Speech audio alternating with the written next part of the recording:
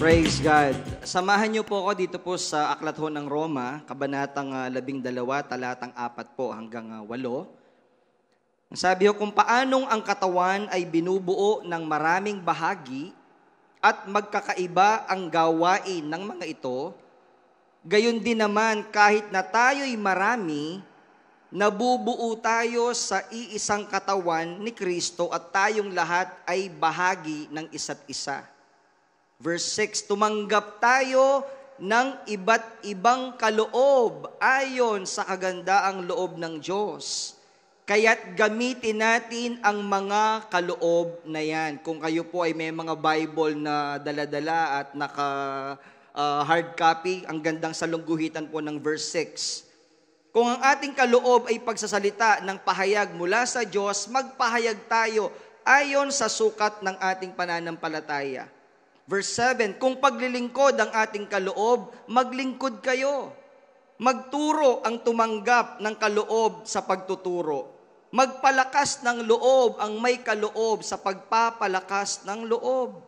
Kung pagbibigay ang inyong kaloob, magbigay kayo ng buong puso. Kung pamumuno naman, mamuno kayo ng buong sikap.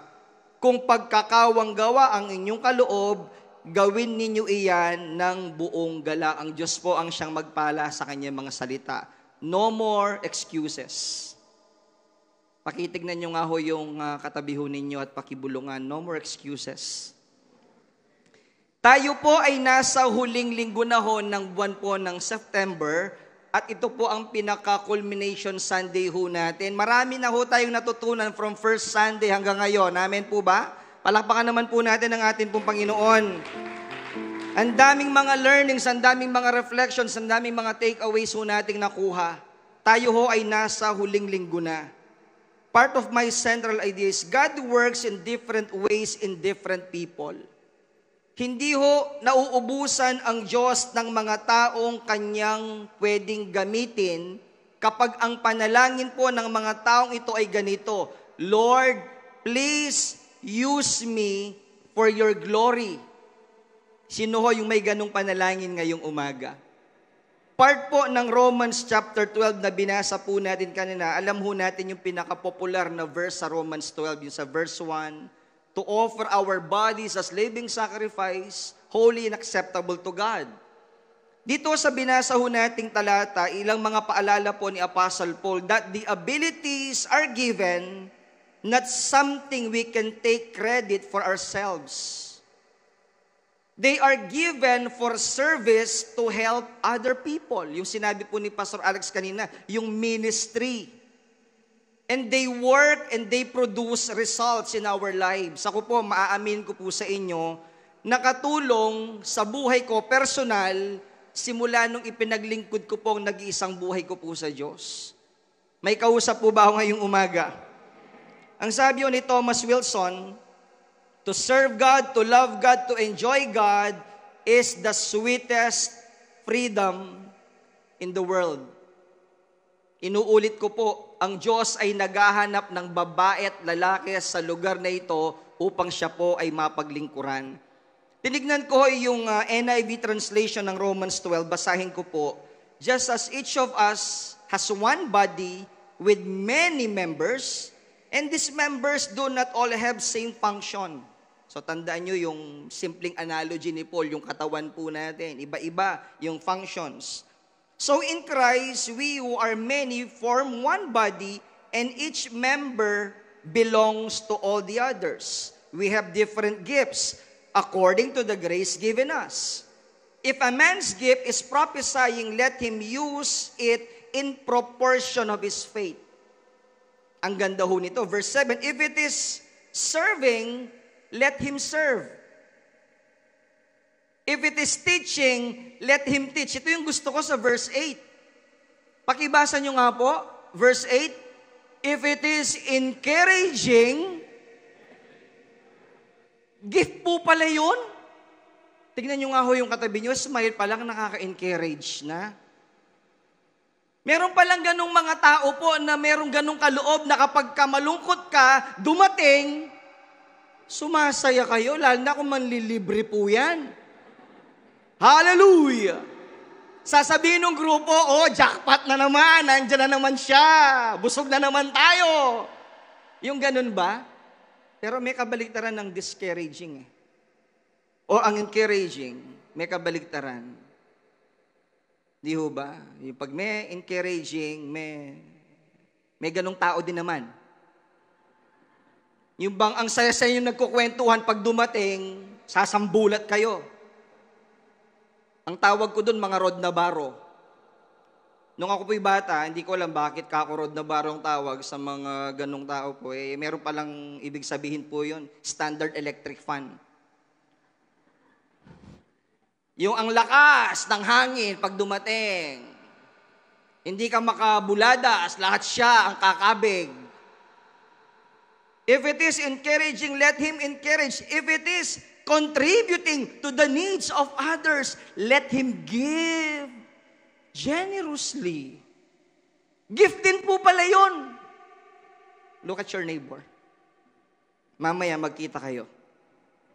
May libreng kape sa baba. If it is leadership, let him govern diligently. Blessed tayo, we have Pastor Alex and Madam Lilian for the glory of God. Palapakan naman po natin ng Lord. Ibinigay ang buong buhay para sa Diyos. If it is showing mercy, let him do it cheerfully. Yung mga involved sa iCare ministry po natin na hindi mapigilang, hindi extend ang tulong sa kapwa. Kaya nga na-penetrate ho natin yung mga barabarangay dahil sa iCare program ho natin. Look at Matthew chapter 20 verse 26. Isa ho sa pinakapaboritong ginagawa ho ng Lord nung siya po ay bumaba sa lupa, hindi para pagsilbihan po siya. But whoever would be great among you must be your servant, and whoever would be first among you must be your slave. Even as the Son of Man came not to be served, but to serve, and give His life as a ransom for many. Yung nabanggit po ni Pastor kanina, ang Diyos nating nasa langit, ang Lord Jesus, nakuhang bumaba sa lupa, hindi para siya po ay paglingkuran, kundi ang goal po niya ay maglingkod.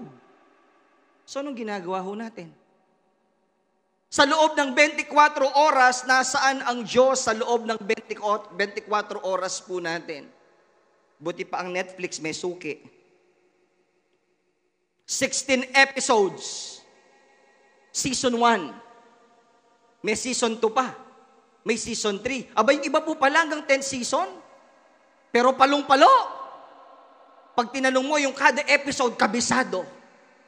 Pero walang oras si paglingkod ng buhay sa Diyos. Hello? Alright? Ang paglilingkod ho sa Diyos ay isang napakahalagang bagay sa buhay po natin. Ilang mga bagay pong gusto ko pong iwan. Kung paano ho natin pwedeng ma-appreciate ito pong mga kaloob na binigay ho ng Diyos sa atin. One, it's about the diversity of gifts. God has given each one of us gifts. Nakita ho natin sa Romans 12 kanina po yon. Wala pong dahilan para hindi po natin maipaglingkod ang buhay po natin sa Diyos. Naniniwala ho ba kayo na lahat tayo may tinanggap na kaloob sa Panginoon? Nakita niyo ba yung kumanta ho kanina? Yung directress ho nila, yung gumaganyan?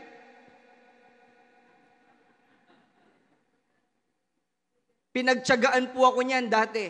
Nakadalawang session ho ako sa kanyang voice lesson. Pero umatras ang piano sa akin. Kasi alam ko ang kaloob ko. Amen po ba? Nakita niyo ba yung mga kumakanta? Ang uhusay. Isa lang ho yun sa mga kaloob na meron po sila. 1 Corinthians 12, from verse 4, verse 7, and verse 11. There are different kinds of gifts, but the same Spirit. Verse 7, now to each one, the manifestation of the Spirit is given for the common good. And in verse 11, all these are the work of one and the same Spirit, and He gives them to each one just as He determines. Pag binasa niyo po yung mga aklat ni Apostle Paul, masyado niyang binibigyan ng emphasis yung iba't ibang klaseng kaloob po ng Diyos sa atin. So ako'y naniniwala na walang ipinanganak na walang kaloob, walang pinanganak na walang abilities, walang ipinanganak na walang gifts. Bata pa lang po, may kaloob na. Naniniwala ho ba kayo? Bata pa lang ho yung mga anak ho ninyo, pansinin nyo yung kanilang giftings and mga abilities and skills. Obvious na. Pag yung anak nyo umuwi sa bahay at biglang nagkwento, Nay, alam mo yung nasa pangatlong butas ng apartment? Naghiwalay pala sila. Yun ang balita ng anak mo. Abay, magmamascom po yan. May kapalit na si Mike Enriquez. Ang galing humanap ng mga balita. Pag yung anak ho ninyo, mahilig mag-kolekta ng bariya sa inyo, pag dumating ka, kakapain yung, Daddy, may iniipon ako, bariya, Daddy, bariya. Sir Timothy, yung anak ni Pastor Alex, may di-disciple ka na, bangkero po yun. Or maybe yung anak niyo ho, kada pagalitan niyo, merong pangsalagba.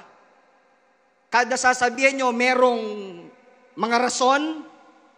Pag-ipunan niyo na po, magloloho yan. The way nung kanyang reasoning, obvious ho. Ako naniniwala lahat tayo binigyan ho ng Diyos ng ganitong pagkakataon. But most of the time, sinasabi natin, Pastor, wala po akong oras busy po ako. Lahat po tayo may 24 oras. Amen po ba? Maghanap kayo ng isa sa pinakabising tao sa GIL San Fernando. Nasa harapan ko po.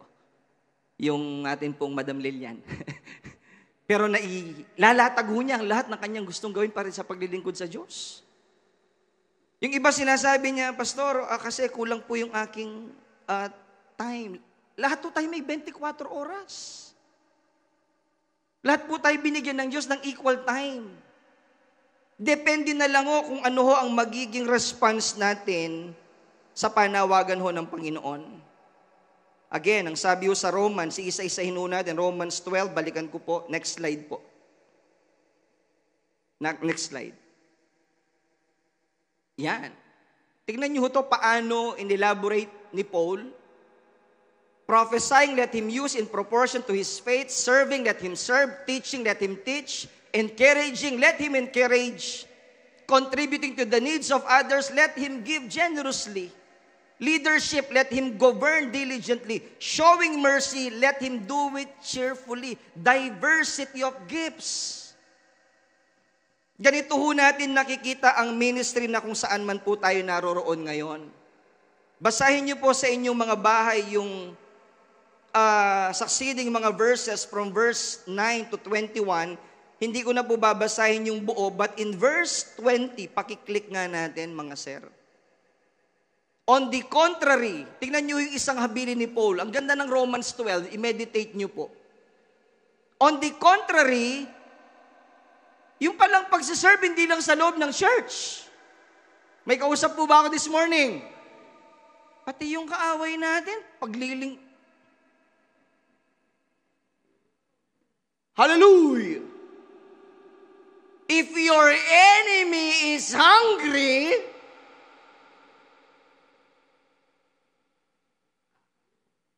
feed him.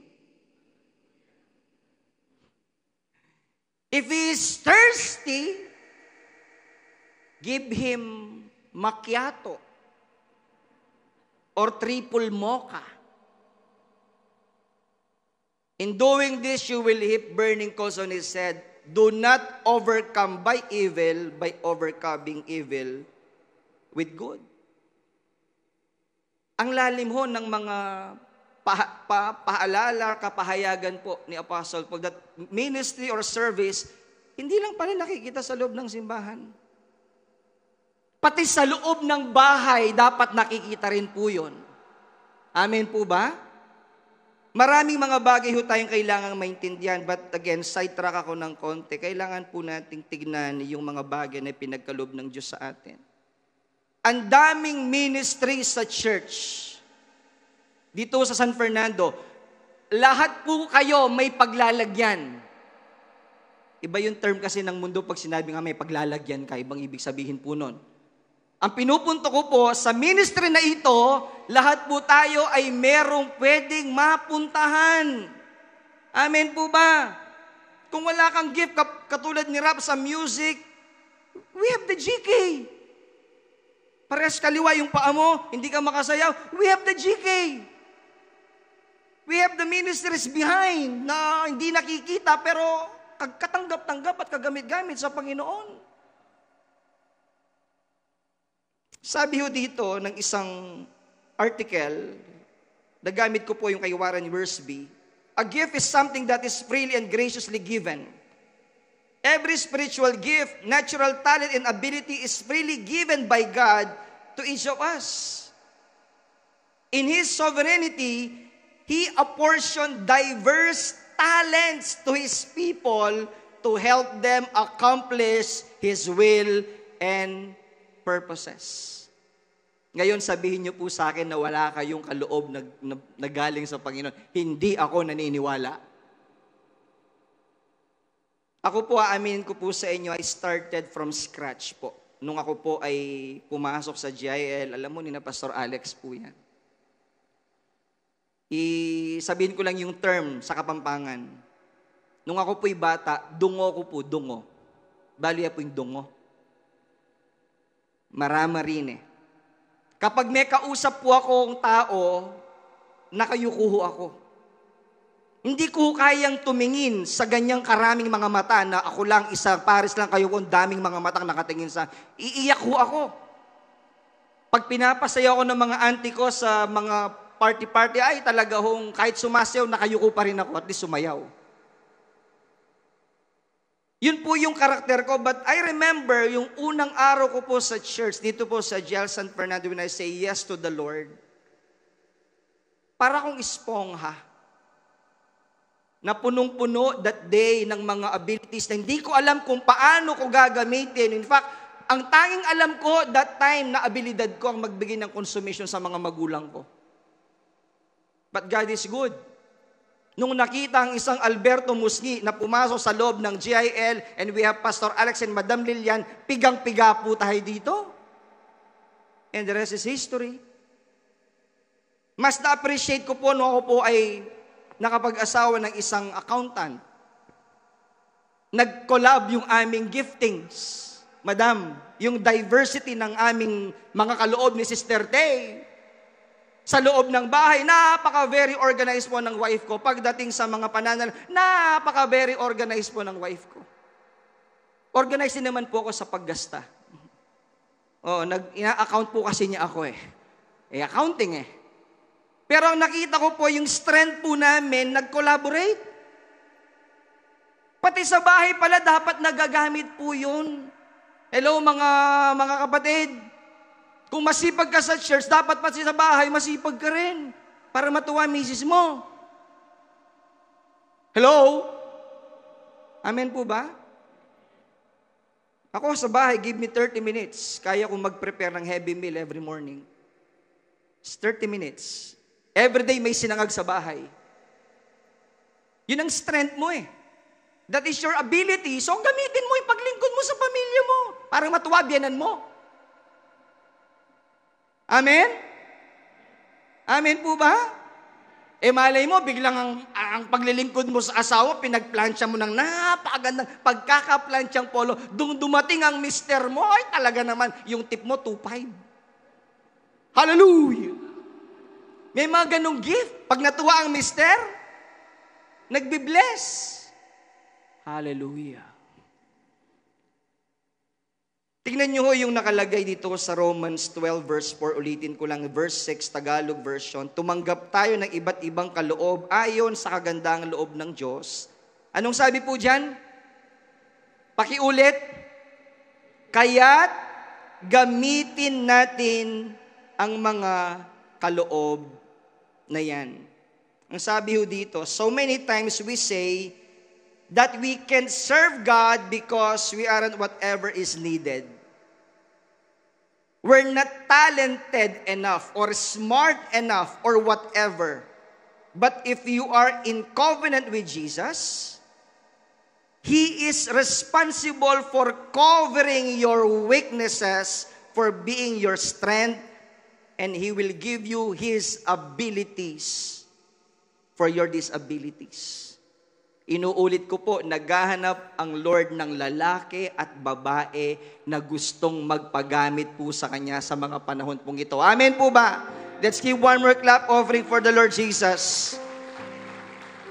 Ikalawa ho na katotohanan, bakit ko nasabi na dapat wala na tayong mga excuses? Yung word ni Pastor kanina, after kumanta ng choir, parang pang-rapture yung kanta.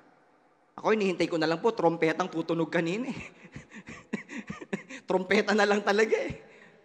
Number 2, trustworthy of God's gift. Yung word na stewards. As God's stewards, we should faithfully use our gifts.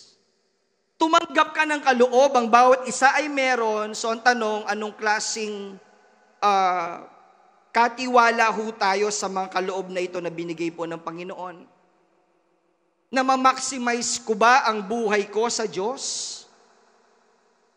Nasabi ko po kanina, lahat tayo may 24 oras. Lahat po tayo binigyan ng Panginoon chance na makapaglingkod. 1 Peter chapter 4 verse 10 to 11. Each one should use whatever gift he has received to serve others, faithfully administering God's grace in its various forms. If anyone speaks, he should do it as one speaking that very words of God.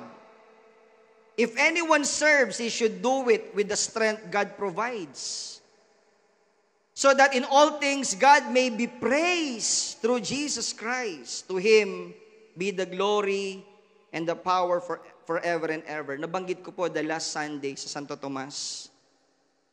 Yung word ni Pastor, ang ganda, no? Yung ministry, para tayo nagbabayad ng renta natin sa buhay natin sa lupa. But for me, again, ang ministry, it's an internal investment. Investment in the kingdom of God. Yung mga investment po ninyo, very good po yan. Hallelujah. Maganda ho yan. Pagyamanin nyo, yung mga nasa stock market, sige o, palaguin nyo pa. Pero hindi yan mararamdaman sa eternidad. Amen po ba? Pero itong lahat ng ginagawa ho natin, lahat ng pagsisikap ho natin, paglilingkod po natin sa Diyos, tandaan nyo po, mararamdaman po natin yan hanggang sa eternidad. Amen po ba? Palakpakan naman po natin ng Lord. Remember yung preaching ni Madam Lilian? Yung pinagtiwalaan ng iba't ibang kaloob, binigyan ng 5, ng 2, ng 1, nung dumating ang kanilang master, nagbigay ng account. Ang madalas sinasabi ni Bishop Brother Eddie, yung sweetest words ni Jesus. Ano ang ginawa mo sa nag-iisang buhay mo nung ikaw ay nandito pa sa lupa?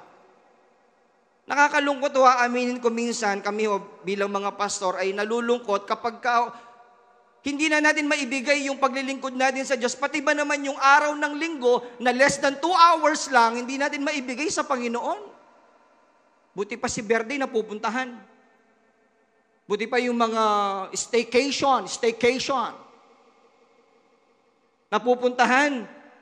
Pero yung para sa Diyos, pagsamba na nga lang, may umaagaw pa ho eh. So anong klaseng steward ho tayo? Anong klaseng katiwala ho tayo sa harapan po ng Panginoon? One time, meron kaming reunion ng mga kaibigan ko po nung high school. Karamihan po sa kanila nasa corporate na. Ako bilang pastor na sharing, kwentuhan, at natanong ho nila, sabi niya, pastor, sabi niya, sa church ba? Actually, sa batch namin, walang tawagan ng titulo eh, apelido eh. Musngi, ano yung ginagawa niyo sa church niyo pagka meron ba kayong mga taong naka-set? Sabi ko, marami kami mga tao sa church. Ang tanong niya, magkano ang sweldo ng mga tao nyo? Yun po pala yung mindset ng mga nasa corporate pag sa church. For example, si rap, musician, ang galing ng skills ng batang to. Mary, sabi niya, hindi ako makapaniwala. Sabi niya, kasi sabi ko sa kanya, anong sweldo? Sabi ko, pare, walang pinag-uusapang sweldo ka ako sa church. Lahat ng mga workers namin sa loob ng aming simbahan, volunteers lahat kasi mahal ang Panginoon. Ayaw maniwala.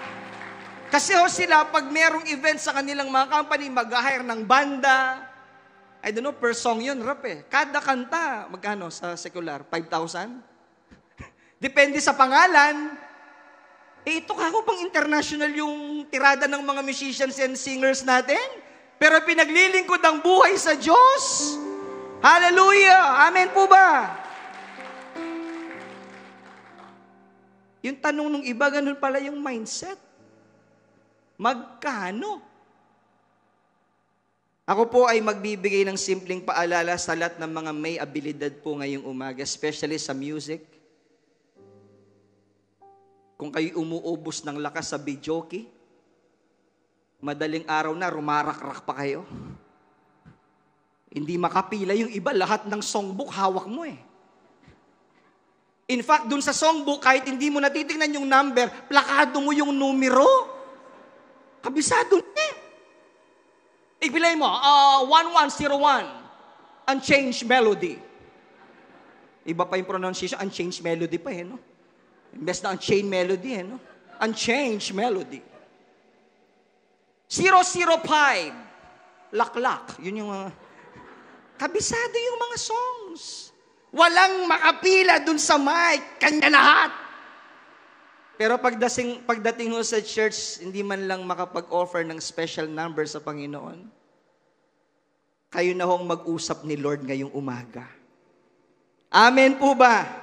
Pwede ba natin purihan muna ang ating mong Panginoon? Let's give the best clap offering for the Lord. Napansin ko lang ito pong church natin sa San Fernando, yung paano yung structure po, Pastor Alex, na very organized. Sasabihin ko po ito ng merong pagmamahal. Iikot nyo ang matahunin nyo dito once na pumasok po kayo. Diyan pa lang sa JBS, sasalubong na yung mga SOS po natin. First service po kanina dumating ako po'y kinilabutan na tiyang hiya. Yung nagtatraffic po sa akin, mga milyonaryong membuho natin, nasa SOS. Sabi niya, parang madudurog ako na yung SOS na nag-a-assist sa akin.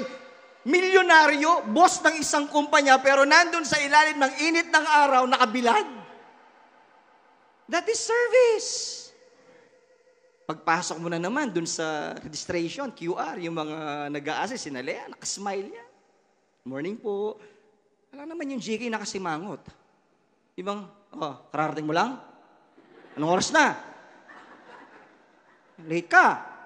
Tingnan mo yung QR, 8:40, Walang ganun eh. Di ba ngiti pa lang, nakaka-born again na. Pagpasok nyo ulit dyan sa hagdan, GK ulit, yung upuan, i-assist ka.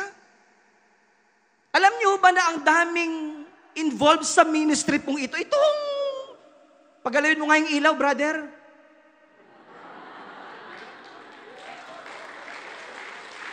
Tama na. Nahihilo na kami. Ipakita mo nga yung PowerPoint kanina, brother. Abante. May mga taong pumipindot po dyan, hindi humulto ang gumagalaw dyan. Pagpasok nyo kanina, nakaset up yung upuan, nakatakip, ang bango-bango ng mga restroom sa baba, parang hotel, amoy Okada. Sino ang nakaka-witness dito? Kaya nga 2 oras kayo nasa CR, di ba? Parang ayaw niyong lumabas. Meron hong nando doon. Pagpasok nyo, konting apak ng putik sa paa, kasunod nun, imapap ng mga GSS, merong taong naroroon. O mamaya, kakapi kayo. Magjujuice kayo mamaya. May tinapay pa. Wag lang yung ngat-ngat lang. Let's appreciate those people. Merong taong gumagawa po niyan. May kausap po ba ngayong umaga? Sabihin nyo nga o sa katabi nyo, kailangan kita dito. Ito ang ministry. Ito ang service. Huwag lang matapos ang buwan ng September na parang pumasok sa kabila, lumabas sa kabila, hindi po. Meron tayong application na kailangan gawin. Ang sabi yun ng 1 Corinthians 15:15, therefore, my dear brothers and sisters, stand firm, let nothing move you, always give yourselves fully to the work of the Lord because you know that your labor in the Lord is not in vain. Recorded po lahat. Ang pagpapagal, ang pagpapagod po natin, recorded po lahat. Kaya ako'y nananawagan sa mga young adult, sa mga young professionals, kumusta ho ang mga karir nyo sa inyong mga kumpanyang pinapasukan po ninyo? Mukhang pigang-piga kayo ng mga boss nyo Amen? Pigang-piga kasi may kota. Pero kumusta ho ang Lord? Pagdating sa inyong pananalangin, baka kayo po ay tinatawag na ng Lord, pero minsan sa sobrang pagod, ni kamay po natin, hindi na natin maitaas. Baligtarin po natin, silipin natin yung kahalagahan ng ating pong paglilingkod sa Diyos. Magtira tayo ng lakas naman para sa Kanya. Amen po ba? Amen. Let's give again one more clap offering for the Lord Jesus. The third po, at dito ako magwawakas. Ano yung una? Balikan lang ho natin. Diversity of gift. God has given each one of us gifts. Pangalawa po, na katotohanan, trustworthy of God's gift. Being a stewards, we should be faithful in using our gifts. And the third po, at dito ako magwawakas, serving God by serving others. We should use our gifts to serve others. Binanggit na po ni Pastor kanina yun sa ministry po natin. Ephesians 6 verse 7, serve wholeheartedly as if you were serving the Lord and not men. Napakapalad po natin. Gusto ko lang pong ma-appreciate po natin, mga magulang, mga kapatid, yung mga life group leaders po natin and the tribe leaders. Wala hong honorarium na tinatanggap, pero yung malasakit po nila sa atin, ganun na lang. That every time na wala ka sa lista, alam nyo bang may sumisilip sa pangalan po ninyo every day or every Sunday? Pag wala ho kayo dito, ang unang nagre-react yung life group or tribe leader po ninyo. May accountability po sila kay Madam Lilian or kay Pastor Alex kasi kukumustahin po nila yung nag-attend the last Sunday because ang ganda ng message, hoping na lahat nakakain. Pero yung week ho na yon, meron ka agad follow-up. May kaagad mangungumusta, sister, kumusta na? Sister, anong nangyari? Ay, nilagnat po kaming lahat, sister, etc. May nagpe-pray na kaagad. Ito ho yung klase ng paglilingkod na hindi kayang tawaran ng anumang klaseng salapi. Masarap ipaglingkod ang buhay sa Diyos dahil alam natin sa Kanya ang buhay na ito. Sabi yun ni Pastor Rick Warren, whenever you serve others in any way, you are actually serving God. Ang paglilingkod po, kanino man sa ating kapwa, sa ating mga ka-churchmates, sa ating mga kapatiran, ginagawa ho natin ito po ay ginagawa ho natin hindi para kanino man, kundi para sa Diyos. Amen po ba? Let's see one more clap offering for the Lord Jesus. Pwedeng tumayo lang ho tayong lahat saglit ngayong umagang ito before ko po ibigay yung mic kay Pastor Alex. Meron lang pong isang experience po ko. Just want to share ito nangyari po sa akin.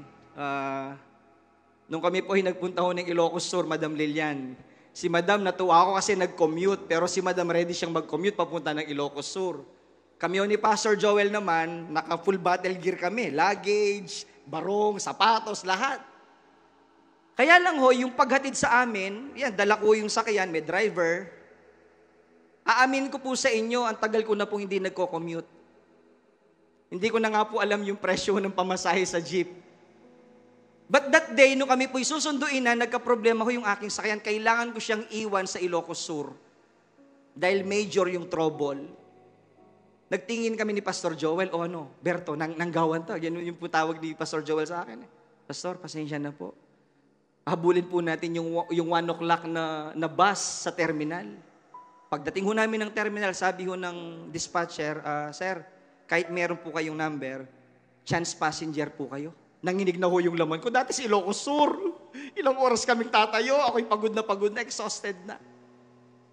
Mapalad kami, nakasakay ho kami at naghiwalay kami ni Pastor Joel. And while nakasakay na ho, nagre-reflect ako, ano yung mga lessons, Lord, na gusto mong ibigay sa akin?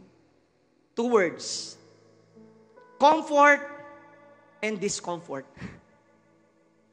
Yung travel sa Pampanga to Sur, 6 hours. May driver ka, nakahiga ka lang. That is comfort. But that day, nung ako po'y sumakay na sa bus, masakit na ang ulo ko, pagod ka na. Napaka-very discomforting nung ganong sitwasyon. Pagod ka, hirap ka. Pero alam niyo po, sinilip ko yung mga katabi ko, nag-i-enjoy. Yung isa kumakain ng barbecue. Yung isa nakikipag-video call sa kanyang asawa na laging sinasabi, malapit na ako, ilang bus stop na lang, nandyan na ako. And the Lord reminded me, ang service po, ang paglilingkod sa Diyos, walang comfort dito. Huwag kayong maghanap ng comfort. Once na kayo nagdesisyon na ipagamit ang buhay nyo sa Diyos, walang comfort po dito. Madidiscomfort ho kayo, pero ito ang pinakamaganda. Inilalagay natin ang ating buhay, ang ating paglilingkod sa kamay po ng atin pong Panginoon. Amen po ba? May aawitin po tayo ngayong umaga. Hallelujah! Ito po ang aming pangako this morning, Lord Jesus. Magkabihin ko man pangarap at lihin ang puso ko kung ako'y malayo. Ito po ang aming pangako. At malalayo ng gusto ay bigo pa rin, ay uhungkag pa rin. Nakataas ang ating mga kamay. Yes, sing. Ikaw ang yamang hinahangad. Ang pangarap kong sasapat, Panginoon. Panginoon Jesus, ikaw ang yamang hinahangad. Ang pangarap kong sasapat, Panginoon. Panginoon Jesus, higit sa yaman ng mundo, higit sa luho at pinagod. Ikaw ang nais ko, ang tanging nais ko. Ikaw ang yaman ko, Panginoon. Thank you, Lord Jesus. Pakibaba muna ho natin ang ating mga kamay. Thank you, Pastor Albert. How many of you were blessed this morning? Very convicting, very inspiring, na parang, nabubuksan yung ating pagtanaw, yung ating vista sa mas malawak na paraan. Life is really not just about my personal happiness. Life is also willingness to be inconvenienced, be willing to have certain discomfort. Normal kasi sa tao yung gusto natin puro konbinyente, puro yung pampasaya sa sarili, kumbaga. Nothing wrong about that in a healthy boundary. Pero kapag naging all about you, dun po tayo nagkakaroon ng problema. Dun tayo nalulungkot, bakit yung iba, ganun ang karanasan nila, ako hindi. So, you begin to feel so small and so insignificant. Pero kapag tinanong mo, yung natuklasan na ang yaman sa buhay, wala naman dun sa nakakamit mo lang, kung hindi yung maging mayaman ka sa iyong relasyon sa Diyos, maging mayaman ka sa paglilingkod, hindi ka maaawa sa sarili mo. In fact, you can even endure very harsh situations. At kaya mong i-accommodate pati yung mga sa normal na tao parang hindi papansinin, pero ngayon napapansin mo na sila. May saysay na rin sila. That is, the Bible calls it Christ-likeness. It's bound to happen to everyone na talagang tunay na tinanggap ang Panginoong Jesucristo. We cannot just do them for the sake of proving we can do them. You will struggle. Hindi mo magagawa. Kasi likas sa tao yung una muna ako, bago ikaw eh. Pilahan nga lang, kitang-kita mo na yan eh. Kainan lang, makikita mo na eh. Makikita mo yung nagbibigay at saka yung nakikipag-unahan eh. Picture lang, pag nagpa-picture, sino yung unang tinitignan? Ako, siyempre, yung una kong titignan, maganda bang smile ko? It's wired within us. That is why we have to help ourselves over and over again. At ito'y bahagi ng paglagong espiritual. And the more we turn our life into being Christ-like, dun ka mas nasasatisfy. Let's look at this verse before I give the final pastoral benediction and some prayer. Look at Luke 17:33. Doon po sa ibang Gospels ay nandoon din ito.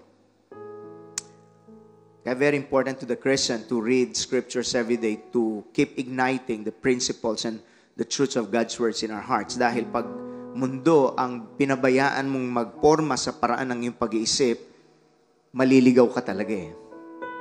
So Luke chapter 17 verse 33. 17:33. Is it there? Maganda ho kasing nababasa din natin. Everybody read with me.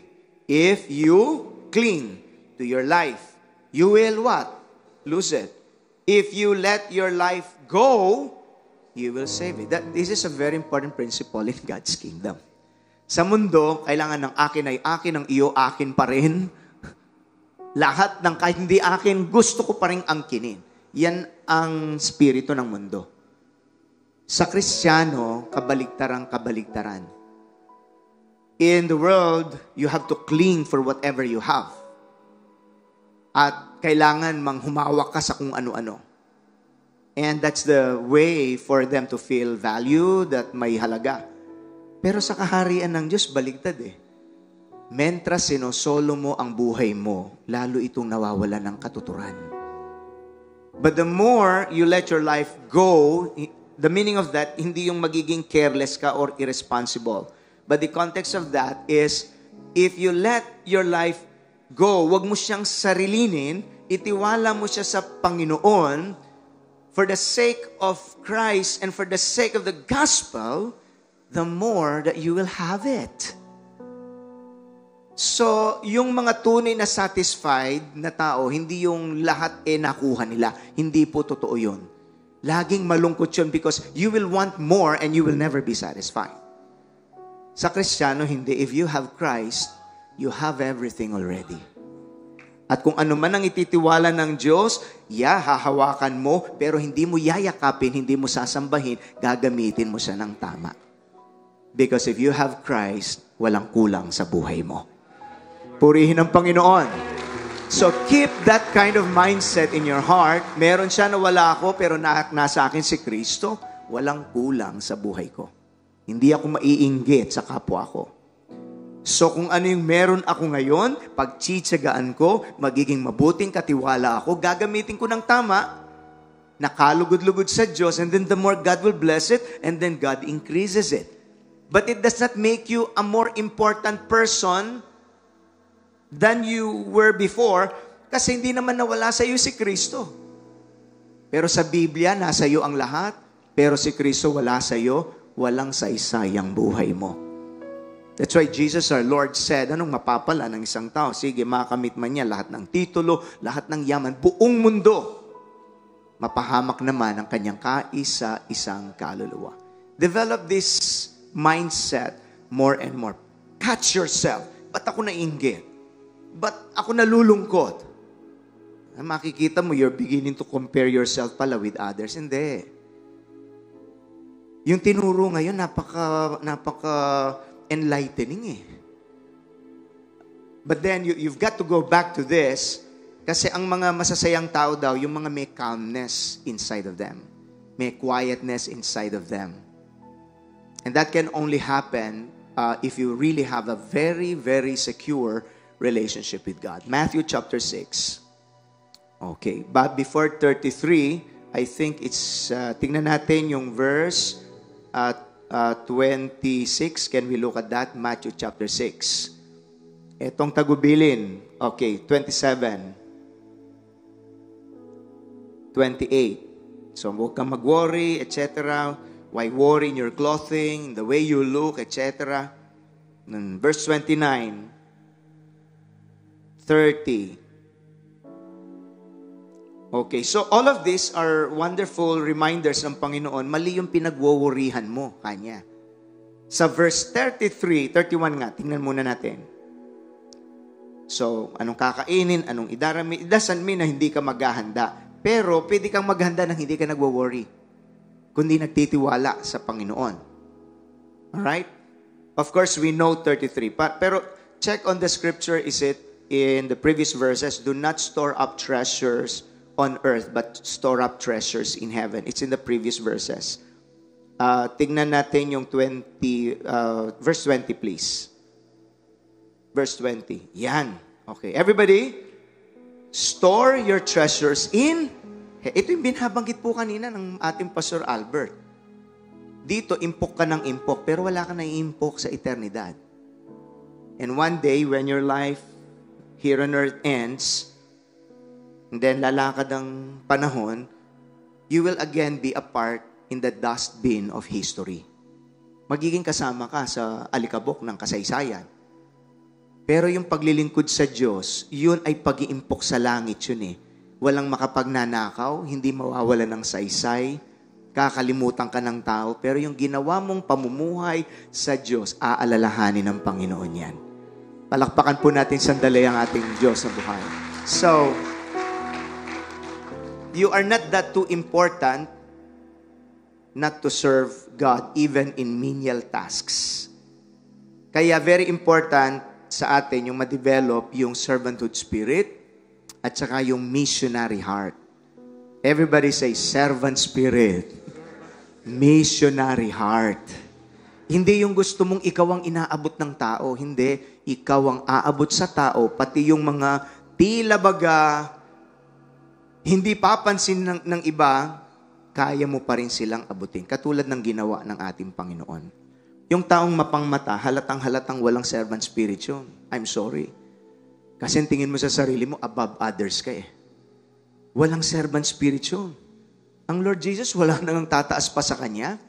Nagawang puntahan yung pinakamababa.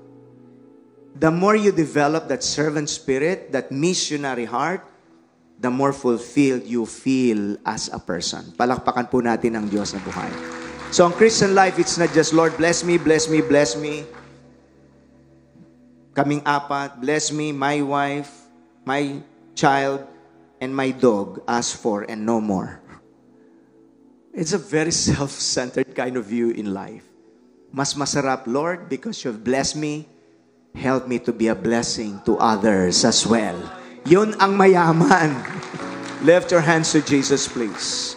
Ikaw ang yamang hinahangad, ang pangarap mong sasapat, Panginoon. Panginoong Jesus. Panginoong Jesus, ikaw ang Yamang hinahangad, ang pangarap mong sasapat, Panginoon.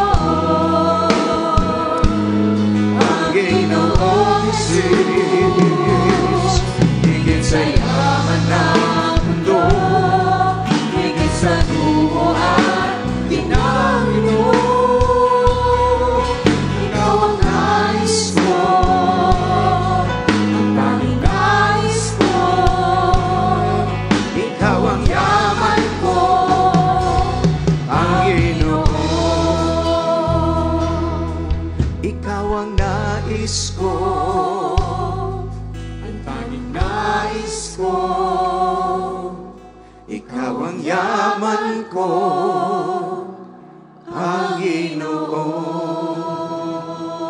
Panginoon. Your hand is lifted before the presence of the Lord. In the spirit of reflecting on today's message, it's very direct, but it's very important and it's life-changing. Stop making excuses. That I'm busy. Rearrange your schedule. Rearrange your priority. Intentionally carve out time. Hindi naman lahat, kundi carve out time that you're aware, ipaglilingkod ko ang mga panahong ito sa Panginoon. And you'll notice that your heart is changing. You're becoming more compassionate. You're becoming more merciful. Sa mga panahong mas madaling magreklamo, you're catching yourself at sa halip na pagrereklamo ay pasasalamat pa rin sa Diyos ang lalabas sa iyong bibig. Sapagkat nananatili siyang nakaluklok sa kanyang trono. And when He sees your heart, He'll fill you with joy. He'll fill you with His peace. And then He will bless the work of your hands. Sa lahat po ng nandito, where do I start? Maybe is your question. Start where you are. Start with that renewed relationship with the Lord Jesus Christ. Ang paglilingkod, hindi pamalit sa tamang relasyon sa Diyos. Ang paglilingkod nakapatong sa pagkakaroon ng tamang relasyon sa Diyos. Ang paglilingkod hindi bayad sa Panginoon. Ang paglilingkod ay pagkilalang karapat-dapat siyang paglingkuran sapagkat siyang tunay na may-ari sa ating mga buhay. Start where you are. So if you're not even sure if you're saved, kahit gumawa ka ng mabuti, kahit maglingkod ka, kung wala kang tamang kaugnayan sa Panginoon, it cannot buy your salvation. It's by grace. It's by faith. And then, once we have Christ, we need to have grace-led works. Mga paggawa na ang nagtutulak ay ang iyong pananangan sa biyaya ng Diyos. It's not to prove na magaling ka. It's to impress to God that you're so grateful that unworthy as we are, tayo ay Kanyang iniligtas pa rin. Binigyang saysay ang buhay natin. And serving Him now is making sense with our lives in the light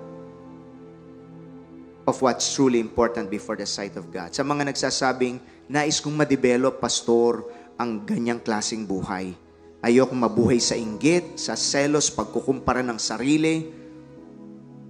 Gusto kong lumago sa buhay pananampalataya. It's a wonderful journey. It's a wonderful, wonderful journey that God has for you. Sumunod nawang bawat isa po, maging kayo po na nasa overflow spaces, and those joining us via live stream, would you follow this simple prayer? Lord Jesus Christ, Lord Jesus Christ, maraming salamat po maraming salamat sa iyong patuloy na pangungusap po sa akin. sa iyong patuloy na pangungusap. Narinig ko po ang iyong salita. Narinig ko po ang iyong salita. Siya sa atin mo ang aking puso, Sa atin mo ang aking puso.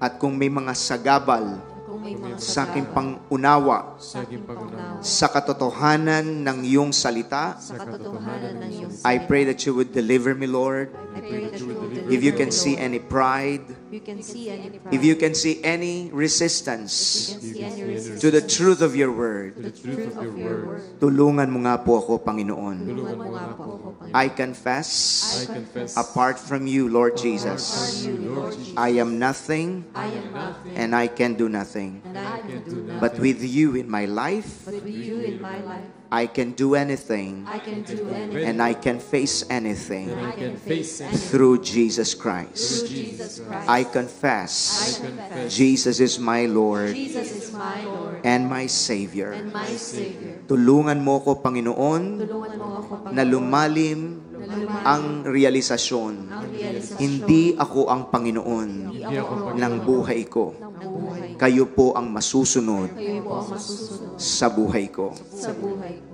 Maraming salamat Maraming sa salamat pangakong kaligtasan, pangkakaligtasan sa buhay na walang hanggan, sa kapatawaran ng mga kasalanan, tawaran ng mga kasalanan at sa isang buhay na makatuturan. at sa isang buhay na All because of the sacrifice because of the of my Lord and Savior, my Lord and Savior, Jesus Christ. Jesus Christ. Ako na lang pong mananalangin. Dakilang Diyos, maraming salamat sa malakasang kilos ng inyong kapangyarihan for reminding us, Lord, of not hiding behind any excuses for not truly serving you nang nararapat, aming Diyos.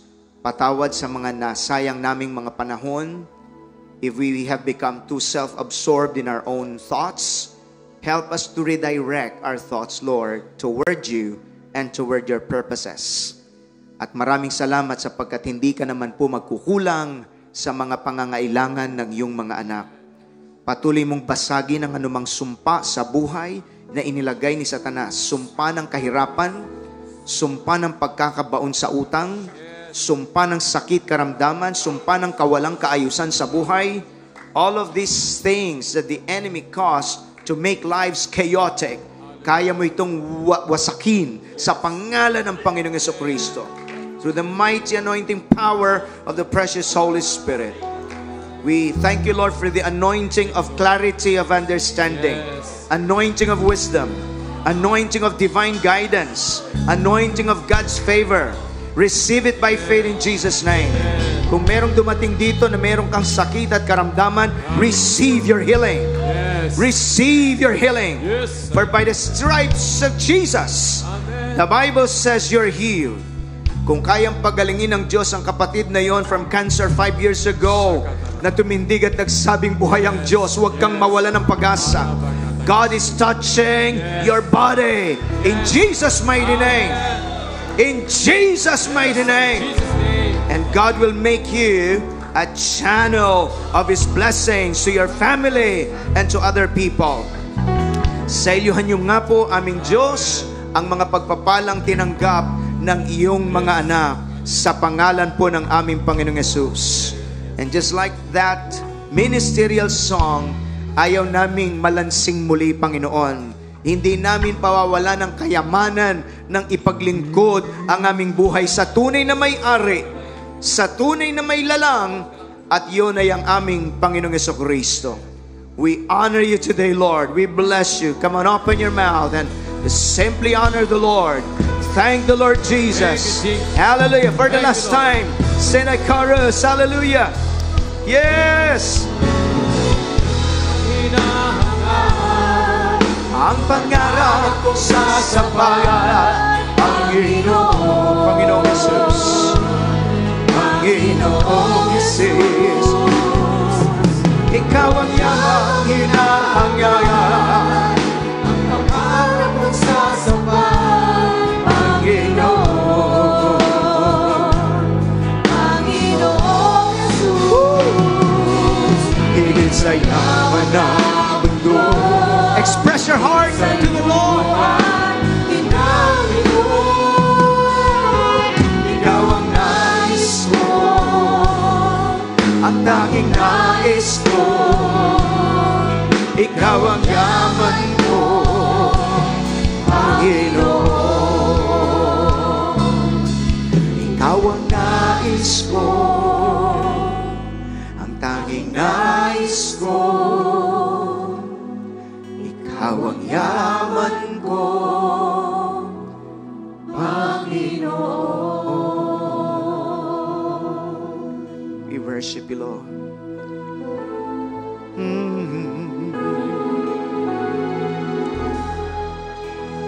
Thank you, Lord Jesus. Welcome all. Let's give the Lord a mighty hand of praise. Praise you, Lord. Praise you, Lord. Praise the Lord.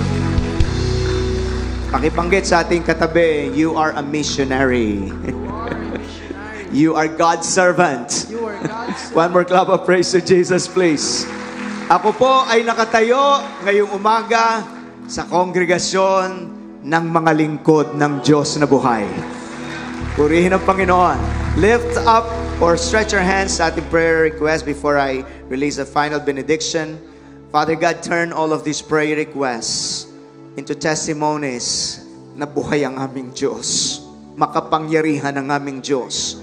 Kada titik na isinulat sa mga prayer petitions na nasa prayer request box na ito, Panginoon, ang iba'y luha ng pagsusumamo sa iyo sa mga mabibigat na problema.